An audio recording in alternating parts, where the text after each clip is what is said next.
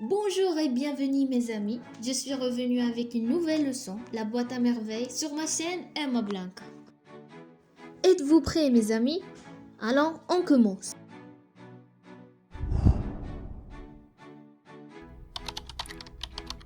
On commence par une introduction.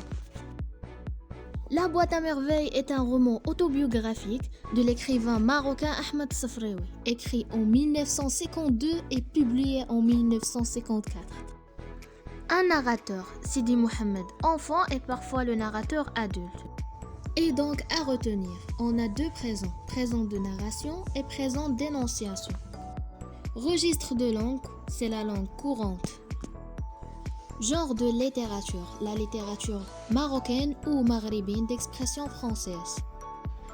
Cette littérature est née pendant la colonisation française dans les pays du Maghreb, au Maroc, en Tunisie et en Algérie. Et enfin, le point de vue ou focalisation, point de vue interne. Voici l'illustration de la boîte à merveilles.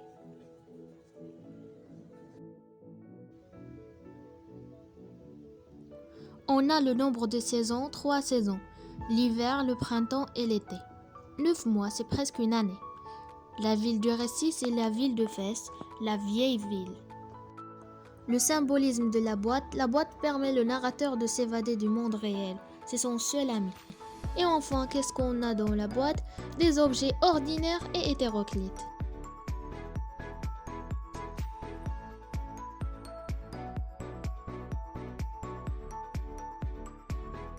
Premièrement, on va commencer par découvrir les personnages principaux de la maison et enfin, je vais vous laisser un schéma qui facilite l'apprentissage de ces familles. On a Sidi Mohamed, sa mère Zoubida, son père Abdeslam, la voyante tante Kenza, Driss, Oued, Rahma, Zineb et Fatma el-Bzioua, Lella Aïcha et le frère. Voici le schéma dont j'ai parlé qui classe les familles dans des étages.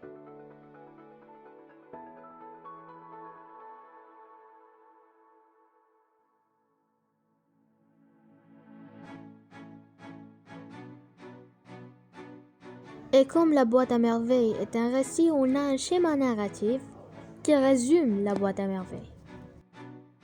L'état initial, l'auteur-narrateur-personnage vit avec ses parents. Rien ne perturbe sa vie heureuse. Cette phase occupe une place importante dans le récit. L'ampleur de cette étape traduit la félicité dans laquelle baigne le petit enfant. D'ailleurs, il est plongé dans un monde merveilleux. Deuxièmement,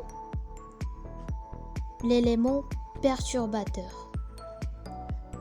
Ce qui trouble cette félicité, c'est la ruine du père qui a perdu son capital.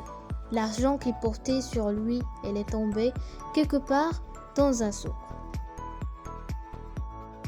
Et en cherchant la solution, on a les péripéties.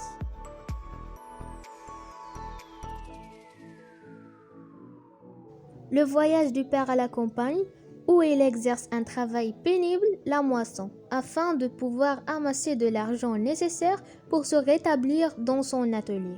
Le congé accordé au petit qui ne va pas à l'école coranique à cause de sa faiblesse. La tristesse de la mère qui se rend au mausolée et consulte les voyants.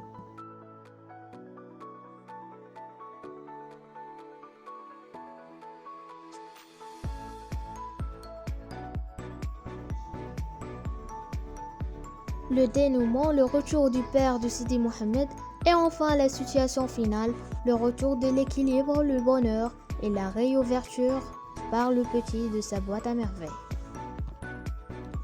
Mes amis, on s'approche de terminer notre leçon.